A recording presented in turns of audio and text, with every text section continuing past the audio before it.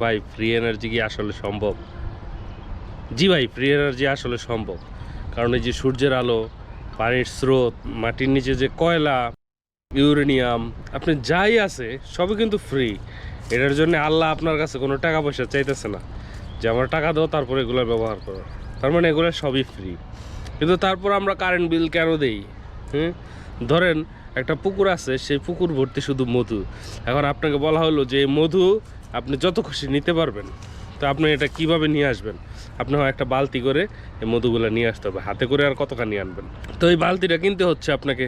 তো ওই বালতি যেমন কিনতে হচ্ছে, ওই বালতির খরচটাই হচ্ছে আমাদের এই এখন বিদ্যুৎ বিল আমরা আসলে যা দিই।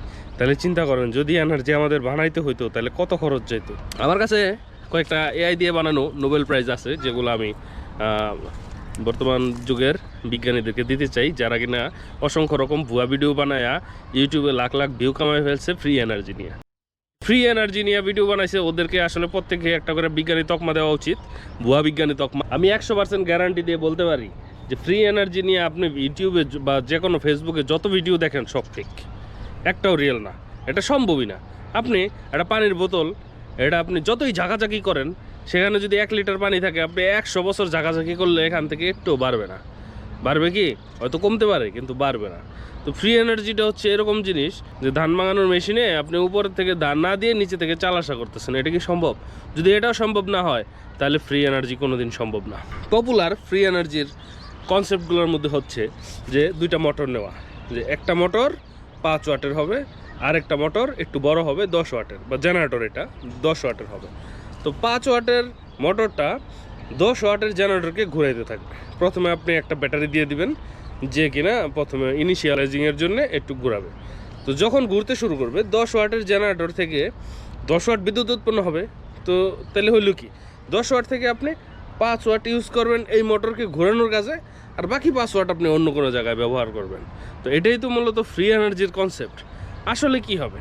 আসলে হবে যেটা, যে 5 ওয়াটের যে মোটরটা, এটা যখন 10 ওয়াটের জেনারেটর ঘুরাবে, 10 ওয়াট উৎপন্ন হইতে যতখানি ঘুরানো দরকার হয় অতখানি সে ঘুরাইতে পারবে না।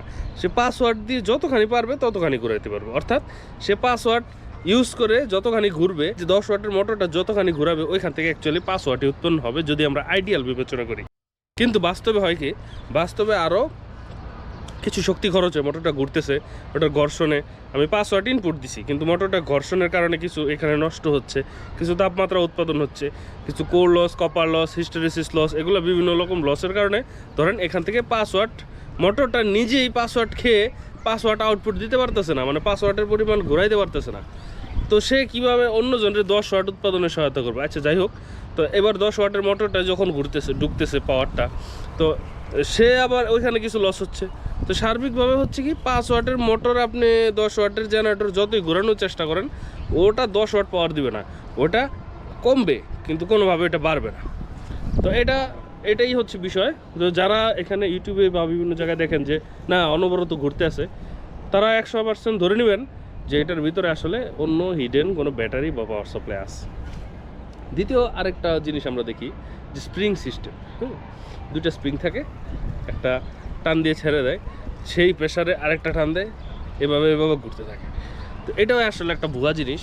তো সোজা কথা হচ্ছে, যদি আপনি ধান ভাঙানোর মেশিনে উপরে ধান না দিয়ে নিচেতে যদি চাল পাওয়ার কোনো সম্ভাবনা থাকে, আর যদি পানির বোতলের ভিতরে পানি রেখে সারা জীবন ঝাঁকায় সেই পানি যদি আপনি পরিমাণ বাড়াইতে পারেন, তাহলে ফ্রি এনার্জি সম্ভব।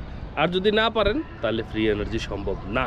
ফ্রি এনার্জি বলতে আমরা যেটা বুঝি সূর্যের আলো, এটা ফ্রি আমাদের জন্য, কিন্তু আমরা ইউজ করতে হচ্ছে একটা সোলার প্যানেল কেনার মাধ্যমে। তো ওই সোলার প্যানেলটা আমরা কস্টিং করছি, সূর্যের আলো তো আর আমরা মানে এনার্জি যেটা আমরা ইউজ করতেছি সেটার তো আমরা আর কোনো দাম দিতে হচ্ছে না। তো আসলে এগুলা ফ্রি, কিন্তু ওই রকম ফ্রি আসলে কোনো দিনই সম্ভব না। সুতরাং এগুলোর পিছিয়ে ঘোরাঘুরি করে লাভ নাই, তার চেয়ে বরং একটু বিনোদনমূলক ভিডিও দেখেন, সেটা আপনার জন্য ভালো হবে। আসসালামু আলাইকুম ওয়া রাহমাতুল্লাহি ওয়া বারাকাতুহু।